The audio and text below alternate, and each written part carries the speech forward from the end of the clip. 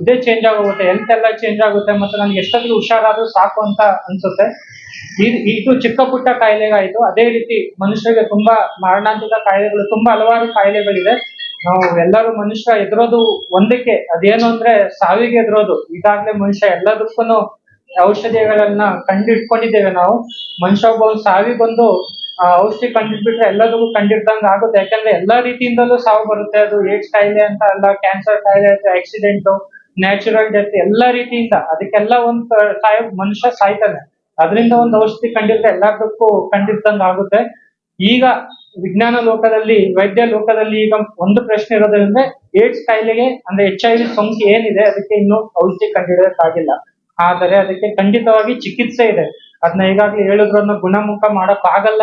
ಆದ್ರೆ ಅದಕ್ಕೆ ART ಚಿಕಿತ್ಸೆಯಿಂದ ಅದನ್ನ ಸೋಂಕನ್ನ ಕಡಿಮೆ ಮಾಡಿ, ಅದ್ರ ಇಫೆಕ್ಟ್ ನ ಕಡಿಮೆ ಮಾಡಿ ಅದರಿಂದ ಚಿಕಿತ್ಸೆ ಕೊಡಿಸ್ಬಹುದು. ಆ ವ್ಯಕ್ತಿನ ಒಂದು ಮಾನಸಿಕವಾಗಿ ಏನು ಅನುಭವ ಪಡ್ತಾರೆ. ಯಾಕಂದ್ರೆ ಎಲ್ಲರೂ ನೋಡಿದ್ರೆ ಆ ಮನುಷ್ಯನ್ಗೆ ಒಂದು ಏಡ್ಸ್ ಕಾಯಿಲೆ ಬಂತು ಅಂದ್ರೆ ನಾವು ಮನಸ್ಥಿತಿನೇ ಎಲ್ಲ ಚೇಂಜ್ ಆಗುತ್ತೆ. ಆ ವ್ಯಕ್ತಿನ ನೋಡೋದು ದೃಷ್ಟಿಕೋನ ಬೇರೆ. ಯಾಕಂದ್ರೆ ಎಲ್ಲರೂ ನಾವು ಅನ್ಕೊಳ್ತೇವೆ ಅಸುರಕ್ಷಿತ ಲೈಂಗಿಕ ಸಂಪರ್ಕದಿಂದ ಮಾತ್ರ, ನಾವು ಆ ದೃಷ್ಟಿಯಿಂದ ಎಲ್ಲರೂ ನೋಡ್ತೇವೆ. ಈಗಾಗಲೇ 4 ಕಾರಣಗಳನ್ನ ಹೇಳಿದ್ರೆ ಏನೇನು ಅಂತ, ಯಾವ್ಯಾವ ಕಾರಣಗಳಿಂದ ಆಗ್ಬಹುದು ಅಂತ. ಈಗ ಬ್ಲಡ್ ಟ್ರಾನ್ಸ್ಫ್ಯೂಷನ್ ಆಯ್ತು ಅಂತ ಹೇಳಿದ್ರೆ, ಯಾಕಂದ್ರೆ ಬ್ಲಡ್ ಟ್ರಾನ್ಸ್ಫ್ಯೂಷನ್ ಅಂದಾಗ ನನಗ್ ನೆನಪಾಗೋದು, ನಾನ್ ಪ್ರಾಕ್ಟೀಸ್ ಮಾಡ್ಬೇಕಾದ್ರೆ ನಮ್ಮಲ್ಲೇ ಒಬ್ಬ ಕೂಲಿ ಕಾರ್ಮಿಕ ಟ್ರೈನ್ ಅಲ್ಲಿ ಬಿದ್ದು ಅವನಿಗೆ ಬ್ಲಡ್ ಟ್ರಾನ್ಸ್ಫ್ಯೂಷನ್ ಮಾಡ್ಲಾಗಿತ್ತು. ಆ ಬ್ಲಡ್ ಟ್ರಾನ್ಸ್ಫ್ಯೂಷನ್ ಅಲ್ಲಿ ಅವನಿಗೆ HIV ಇನ್ಫೆಕ್ಟೆಡ್ ಬ್ಲಡ್ ಟ್ರಾನ್ಸ್ಫ್ಯೂಷನ್ ಆಗಿದ್ದು. ನಾವು ಅದು ಸರ್ಕಾರಿ ಆಸ್ಪತ್ರೆಯಲ್ಲಿ ಬ್ಲಡ್ ಟ್ರಾನ್ಸ್ಫ್ಯೂಷನ್ ಆಗಿದ್ರಿಂದ ನಾವು ಅವರು ಮನೆಯವರು ನಮ್ಮಲ್ಲಿಗೆ ಬಂದಿದ್ದು ಕೇಸ್ ಹಾಕ್ಬೇಕು ಅಂತ. ನಾವು ಇನ್ಫ್ಯಾಕ್ಟ್ ನಾವು ಕನ್ಸ್ಯೂಮರ್ ಕೇಸ್ ಹಾಕಿದ್ವಿ. ಅದೇ ಅದು ನಾವು ಗೆಲ್ಲೋಕ್ ಆಗ್ಲಿಲ್ಲ. ಏನಕ್ಕೆ ಅಂದ್ರೆ ಸರ್ಕಾರಿ ಆಸ್ಪತ್ರೆಯಲ್ಲಿ ಪುಕ್ಕಟೆಯಾಗಿ ಸರ್ವಿಸ್ ಕೊಡ್ತಾರೆ.